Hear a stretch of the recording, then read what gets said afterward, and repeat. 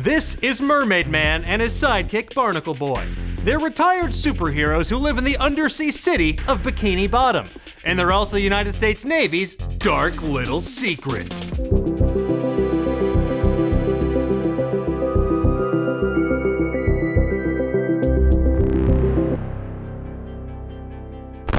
Welcome to Explainiac. I'm Dan Casey, and today we're exploring the fan theory that Mermaid Man and Barnacle Boy, Spongebob SquarePants' venerable vigilantes, are actually former Navy divers who were affected by nuclear radiation. Now, this theory was first posited by Redditor Canned Bullet and is an offshoot of the theory that SpongeBob SquarePants and its irreverent cast of anthropomorphized characters are the result of nuclear fallout. We'll get to that in just a moment. First, let's address some very real history. As its name suggests, the fictional underwater city of Bikini Bottom is located beneath a real coral reef in the Marshall Islands known as Bikini Atoll. Between the years 1946 and 1958, Bikini Atoll was the site of a series of nuclear weapons tests. The first test, Operation Crossroads, took place on July 1st, 1946, and its purpose was to, quote, investigate the effect of nuclear weapons on naval warships, end quote, according to the Atomic Heritage Foundation. The target fleet consisted of a variety of antiquated US warships, submarines, various captured German and Japanese ships, and other amphibious vessels. But not all of these ships were empty. Some were filled with animals like pigs, goats, and mice, so they could study the effects of a nuclear bomb and its subsequent fallout on animals. Now, as you may have guessed, things didn't go so well for our non-absorbent and yellow and porous friends. The Atomic Heritage Foundation writes of Operation Crossroads, in the assessment of the Bulletin of the Atomic Scientists, a large ship about a mile away from the explosion would escape sinking, but the crew would be killed by the deadly burst of radiations from the bomb, and only a ghost ship would remain floating unattended in the vast waters of the ocean. On March 1st, 1954, the United States carried out Castle Bravo, its largest ever detonation of a nuclear device. Castle Bravo, the first of thermonuclear tests known as Operation Castle, saw the US detonate a 15-megaton thermonuclear bomb.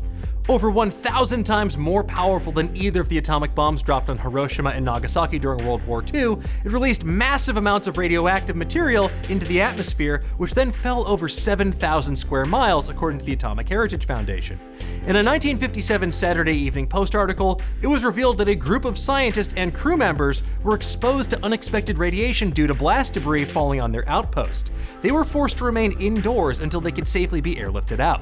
When all was said and done, the US conducted 23 nuclear weapons tests at Bikini Atoll, leaving a lasting legacy of ecological and human misery in the form of radiation and nuclear fallout contamination. It's a shameful part of America's scientific and military history. With that said, let's try and bring things back around and inject some levity into this deeply silly video, because after all, this is a SpongeBob theory, but I'd be remiss if I didn't address the real history behind it. One of the most popular SpongeBob fan theories is that the nuclear tests conducted at Bikini Atoll are what were ultimately responsible for the weird, wonderful denizens of Bikini Bottom. Now, Redditor Canned Bullet took things a step further by positing that Mermaid Man and Barnacle Boy were both Navy divers who were caught in the nuclear weapons test during a training mission gone wrong. Now, that seems grossly negligent and entirely irresponsible to, accidentally lose a couple of divers like that, or to just even conduct a training mission in those waters, period, but stranger things have happened. The theory alleges that Mermaid Man was exposed to the nuclear radiation during the Operation Crossroads test in 1946, and that his young ward, Barnacle Boy, found himself in a similar situation during Operation Castle. The timing of the tests would seem to line up with their advanced age in the present-day SpongeBob timeline as well. The exposure to radiation led to incredible mutations, giving these former divers the ability to breathe underwater. And their vast array of gadgets and gizmos, well, you could chalk that up to top-secret Navy technology. And as for their diminutive stature, well, the theory alleges that part of the mutation resulted in Mermaid Man and Barnacle Boy shrinking down to a size that would be on par with SpongeBob and Patrick and the gang. But as we all know, they need to be small enough to fit in David Hasselhoff's hands, as seen in the 2004 movie, The SpongeBob SquarePants Movie. Well, there's actually a more plausible canonical answer for that conundrum as well. Mermaid Man and Barnacle Boy have, among their many gizmos and gadgets, a small ray which allows them to shrink different items, so maybe they used it on themselves, or maybe it triggered during the blast, but the technology exists in world and they most certainly have access to it.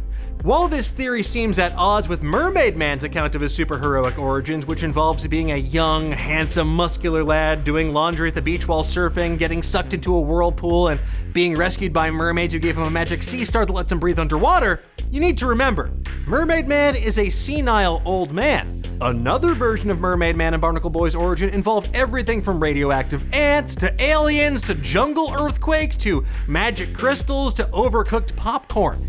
The point is, we may never know the truth of their origin. And while Canned Bullet themselves admit they weren't very sober when they wrote the original theory, it makes for some fun, dark headcanon to append to one of the more prevalent fan theories surrounding this show. But tell me, what do you think? Do you buy that Mermaid Man and Barnacle Boy are former Navy divers? What's your favorite SpongeBob theory, and are you ready, kids? Let me know in the comments below, and give me a thumbs up while you're there. 3 hours later. Thank you so much for watching. If you enjoy what you saw, please like this video, share it with your friends, and subscribe to our channel. And if you want to make sure you never miss a new episode, hit that little bell so it'll go off and wake you up from a dead sleep. And if you want even more deep dives into weird fan theories, is that how it works? I don't know. Make sure you check out past Explainiacs right now, wherever fine Nerdist content is streamed. And if you have ideas for future episodes of Explainiac, please tweet them to me directly at Dan Casey, or leave them in the comments below. This is an evolving process, and I want you to be a part of it. Remember, not everything in life can be explained, but for everything else, there's this show.